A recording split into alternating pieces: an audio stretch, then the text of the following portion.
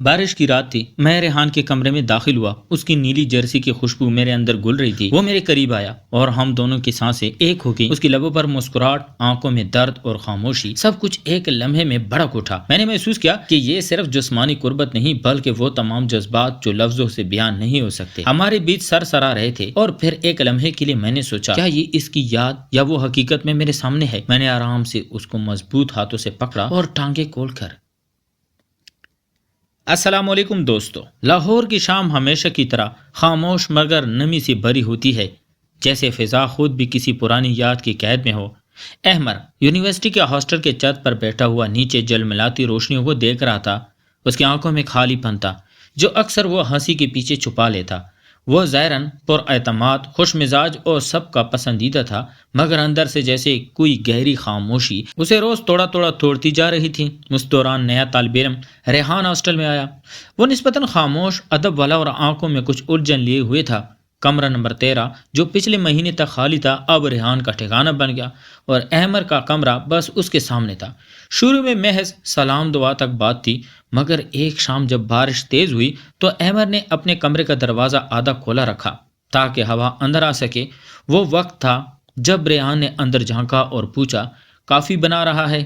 احمر نے مسکراتے ہوئے ایک کپ بڑھا دیا، اور وہ لمحہ شاید اس موسم کی پہلی نمی تھی جو ان دونوں کے بیچ اتری۔ اس رات کافی دیر تک وہ چھت پر بیٹھے باتیں کرتے رہے، زندگی، خواب اور وہ سب چیزیں جنہیں کوئی دوسرا نہیں سمجھ پاتا۔ احمر کو ریحان کی باتوں میں وہ سادگی ملی جس کی اسے تلاش تھی، جبکہ ریحان کو احمر میں ایک ایسا سہارا محسوس ہوا جو خاموشی سے دل کے اندر اترتا جا رہا تھا۔ اگلے کچھ دنوں میں ان کی ملاقاتیں معمول بن گئی۔ کلاسز کے بعد وہ ساتھ کھانا کھاتے، شام کو لان میں بیٹھتے رہتے، اور احمر اکثر ریحان کو چھیڑنے کے بہانے اس کی مسکراہٹ دیکھنے کی کوشش کرتا۔ لیکن جیسے جیسے قربت بڑھنے لگی، ایک عجیب سا فاصلہ بھی ان کے بیچ آنے لگا۔ ریحان اکثر سوچے میں گم رہتا، فون پر کسی سے بات کرتا اور پھر اچانک خاموش ہو جاتا۔ احمر نے ایک دن ہمت کر کے پوچھا، کچھ پریشان ہو؟ تو ریحان نے صرف اتنا کہا، بس کچھ پرانی باتیں ہیں، بھول نہیں پاتا۔ احمر نے اور انہیں کوریدا، مگر اس رات اسے نیند نہیں آئی۔ وہ سوچتا رہا کہ آخر ایسا کیا ہے جو ریحان کو توڑ رہا ہے۔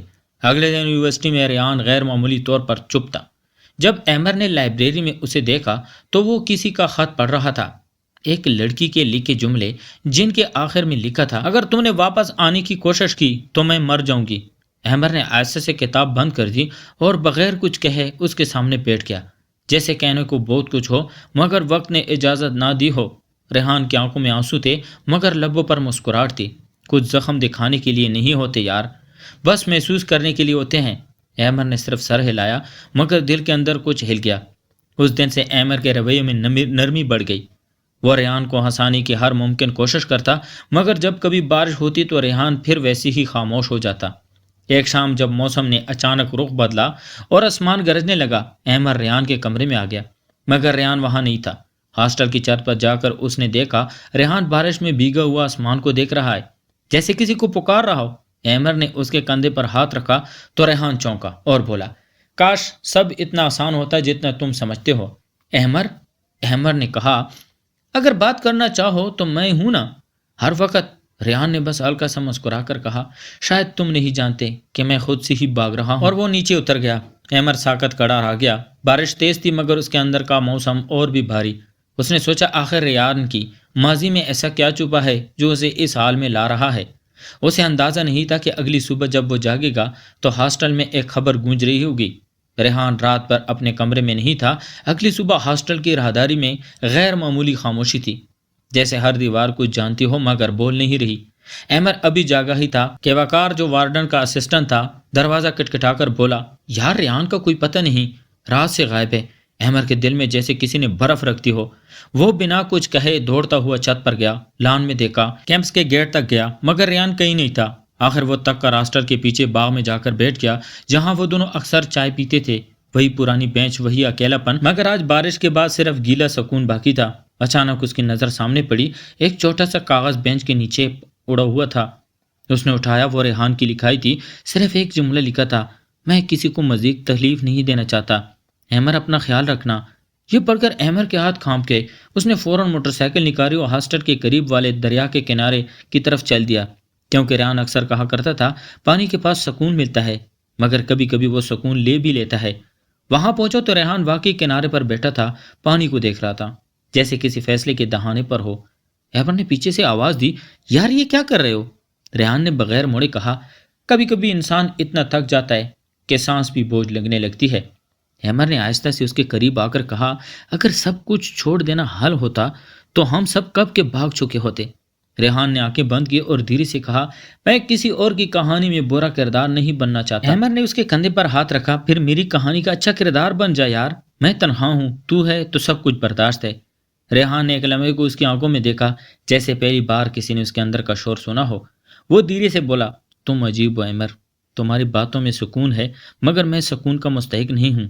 احمد نے مسکرا کر کہا، سکون لینے والے نہیں ہوتا، دینے والا ہوتا ہے، اور شاید اب وقت ہے تم خود کو معاف کر دو۔ وہ دونوں دیر تک کنارے بیٹھے رہے۔ ہوا ہلکی تھی مگر جذبات باری۔ شام تک ریحان واپس ہاسٹل آیا مگر چپ رہا۔ احمد نے فیصلہ کیا کہ اب وہ اس کی ماضی کو سمجھے گا۔ رات کو جب ریحان سو گیا، احمد نے اس کی ٹیبل پر پڑا نوٹ بک کھولا۔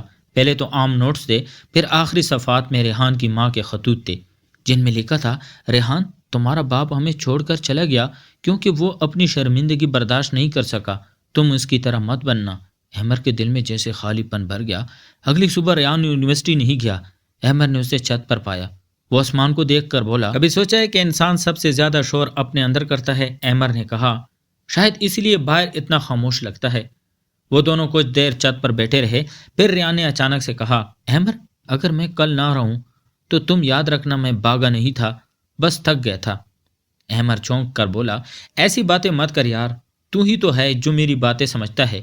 ریحان نے مسکرا کر کہا، پھر سنبھالنا خود کو، کیونکہ میں اب واپس نہیں آؤں گا جہاں سے گیا ہوں۔ احمد نے ہنسنے کی کوشش کی مگر دل کانپ گیا۔ وہ نہیں جانتا تھا کہ یہ جملہ کل کی سچائی بن جائے گا۔ اگلی رات احمد نے نیند کی گولی لی اور سو گیا۔ صبح جب اٹھا تو ہاسٹل میں شور تھا۔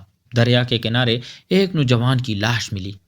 احمد بھاگا، لوگوں کی ہجوم میں وہ چہرہ تھا جسے وہ کھونا نہیں چاہتا تھا۔ ریحان جو ہمیشہ خاموش رہا، آج ہمیشہ کے لیے خاموش ہو گیا تھا۔ احمد کے پاؤں سے زمین چھوٹ گئی۔ وہ بس اتنا کہہ پایا، یار تنہائی کا موسم تو تم لے گئے۔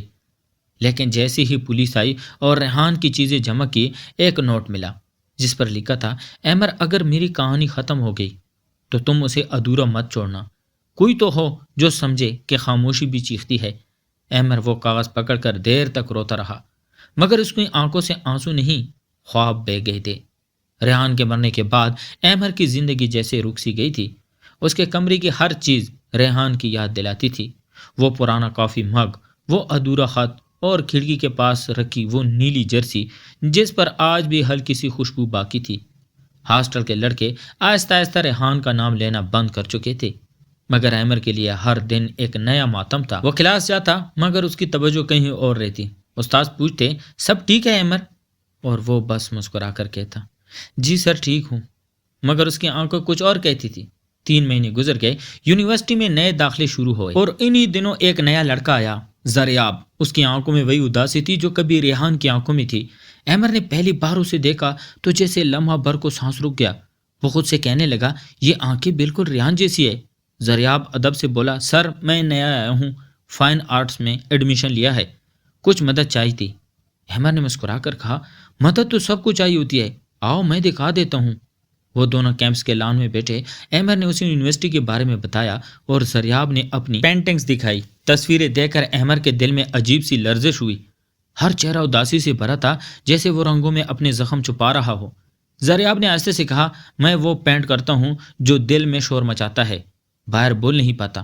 احمد چند لمحے خاموش رہا، پھر بولا، یہی تو سب سے بڑی تنہائی ہے، جب سب سننے والے ہوں مگر کوئی سمجھنے والا نہ ہو۔